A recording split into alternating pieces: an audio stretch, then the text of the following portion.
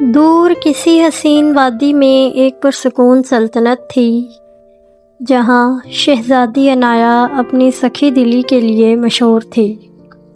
شہزادی کو قیمتی زیورات سے زیادہ نایاب پھولوں اور قدرت سے پیار تھا، لیکن اس کی زندگی تب بدل گئی جب اس کے والد یعنی سلطان ایک ایسی بیماری میں مبتلا ہوئے جس کا علاج کسی حکیم کے پاس نہیں تھا۔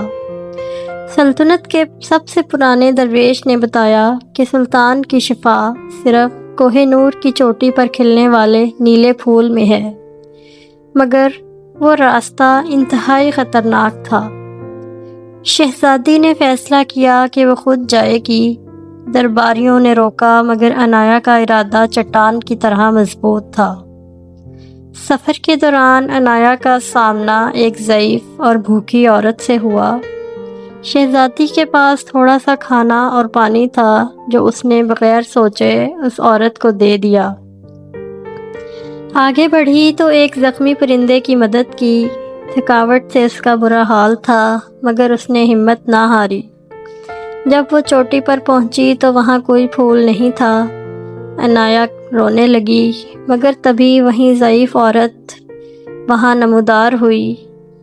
وہ دراصل ایک پرستان کی ملکہ تھی جو عنایا کا امتحان لے رہی تھی۔ اس نے کہا، عنایا، تمہاری ہمدردی ہی وہ اصلی شفا ہے۔ ملکہ نے اسے وہ نیلا پھول تحفے میں دیا۔ شہزادی واپس پہنچی۔ پھول کی خوشبو سے سلطان صحتیاب ہو گیا۔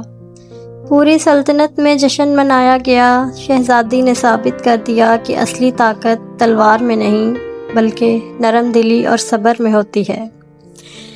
اگر آپ کو یہ کہانی پسند آئی ہے تو اسے لائک کریں اور ہمارے چینل کو سبسکرائب کریں۔